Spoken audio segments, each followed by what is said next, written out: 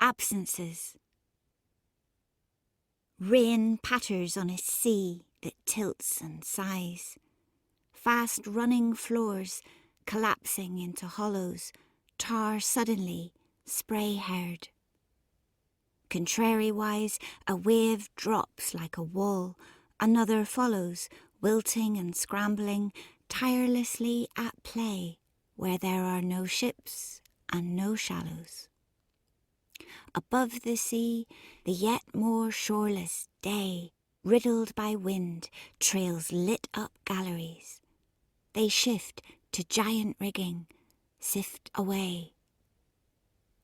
Such attics cleared of me, such absences.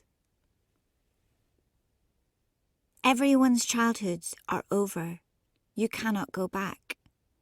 Even if your parents stay together, even if they still live in the house you grew up in, you cannot go back to the foundation of your own life, when time was a material that folded and stretched, and knickknacks loomed larger and more brightly painted on the mantel than they ever would subsequently. But if everyone's childhoods end eventually, mine was amputated. The Soviet Union collapsed. My parents got divorced. The family house was sold. By the time I turned 21, my childhood was so definitively finished. It was like a bell ringing time. Between the ages of 6 and 10, I lived in a little white house on the campus of the Ulster Polytechnic on the north shore of Belfast Lough, where my father was a lecturer and my mother was a student. The house was tiny, but our garden was the whole grounds, a field with trees to climb, tennis courts, a stream, a football pitch, and just around the corner, the sea.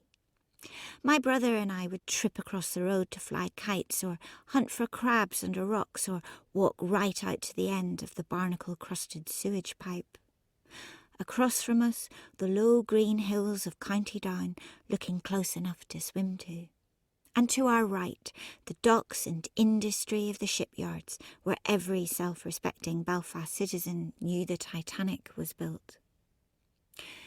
My childhood seascape was an urban seascape, with its ferries ploughing their furrow to Scotland, ruin of an old coal jetty, and sewage pipes on the beach like blown-over chimney stacks. Absences, the poem I began with, which Larkin happened to write in Belfast, is a seascape poem too, but it couldn't be more different. Such attics cleared of me, such absences. Larkin described this as sounding like a slightly unconvincing translation from a French symbolist, and popped in not one exclamation mark, but two, such an uncharacteristically un-English thing to do by this most English of contemporary poets. The elation of the ending reads as though Larkin's ditched something heavy and overly complicated. A belief, or the past, or just himself even. For a speaker missing from the scene is the point of absences, set far out from shore, where there are no ships and no shallows, theatrically unmoored from the human. I have a special affection for absences, Larkin said. I am always thrilled by the thought of what places look like when I'm not there. Between the ages of 6 and 10, I lived in a little white house on the campus of the Ulster Polytechnic, beside a football pitch, a stream, tennis courts, a field, and just around the corner, the sea. But I also lived somewhere else. I also lived in the Soviet Union, if only in a kind of fantasy. I also lived in and via and through and in relation to the ideal of communism. Because my parents were active members of the Communist Party, our family life was a political life. Saturdays were party days. Saturdays meant attending Communist Party meetings or helping out at party bazaars or marching around City Hall protesting against cuts to benefits or long-term unemployment or apartheid. Whole days on the dangers of nuclear fallout, the yearly familial ritual of the May Day March. I remember eating sandwiches and Irish stew with comrades after speeches, or later as a teenager, dancing at Connolly Youth Movement socials where my parents no longer considered me too young for beer. During the Troubles, the number of active members of the Communist Party in Belfast was tiny. Other than my brother, I knew no other party children. Trying to place us on one side of the conflict or the other, as everyone in Northern Ireland always tried to do with anyone new they encountered, would turn into a running joke. Are you a Catholic or a Protestant? We're a communist. Yes, but are you a Protestant communist or a Catholic communist? Such an essential question, to which I never knew the answer. My parents met at a Communist Party meeting in Belfast in 1969. When the Soviet Union collapsed at the end of the 1980s, it turned most of what they'd shared into a dream. After the fall of the Berlin Wall, they grew apart and eventually separated. The family house was sold, the family photograph album was thrown away.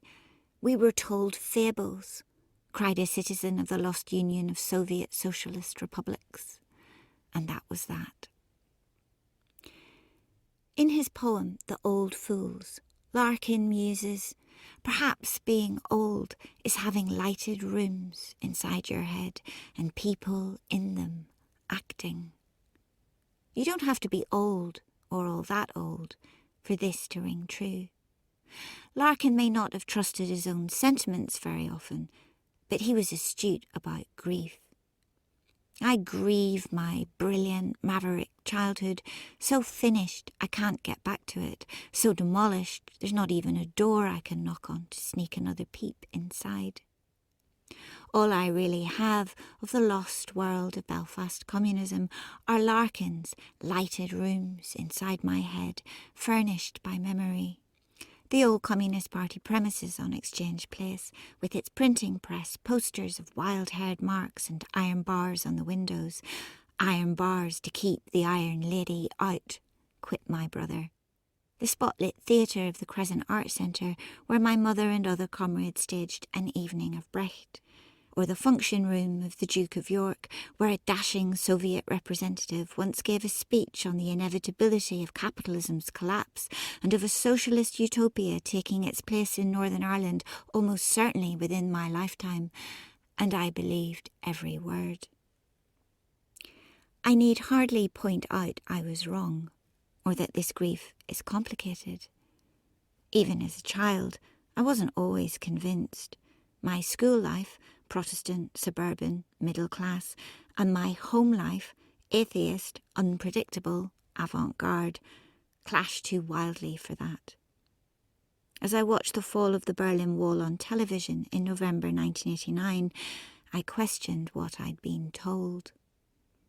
Years later, Orlando Fige's monumentally heartrending A People's Tragedy, The Russian Revolution, 1891 to 1924, proved the final nail in the coffin of my communist self. While things grew worse after 1917, I couldn't actually get my head round how staggeringly worse they got.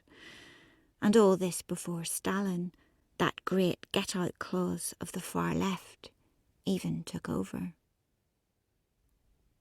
That dashing Soviet representative delivered his speech in the function room of the Duke of York in 1986, just 3 years before the disintegration of the Soviet bloc. After 1989, every single word he'd uttered changed colour, suffused with bitter irony. But that's the thing about belief. It involves a kind of courage. It involves risk. Larkin hated risk. In his most famous poems, An Arundel Tomb, Church-Going, The Whitsun Weddings, Larkin acknowledges a longing for God. But this longing is almost always hedged, qualified, offered and then taken back, or partway offered and partway taken back. Belief, and the risks it necessarily entails, frightened him. And so he pivots. He goes round and round. I have a love-hate relationship with Larkin. But I do get him, or at least I believe I get his angsty attitude to belief. Since my childhood ended, I've been trying to work out what my communist inheritance has meant, and whilst my ideas about it have morphed constantly, I have never been able to stop asking the question. Like Larkin, I go round and round. I can't escape the cognitive dissonance of supporting an egalitarian ideology that, over and over, viciously confounded its own principles. For I was told fables, too. Which is why I love Absences. For in it, Larkin strikes an uncharacteristic note, and not just with exclamation marks. In Absences, Larkin takes a risk. He takes the risk of joy being wrong, but still felt. He flies free. Such attics cleared of me, such absences. To escape the paradoxes and conundrums of our human condition, if only for 11 brief lines, is blessed liberation indeed. Larkin was obsessed with absence. He was also obsessed with rooms. Most of all, he was obsessed with what absence does to rooms.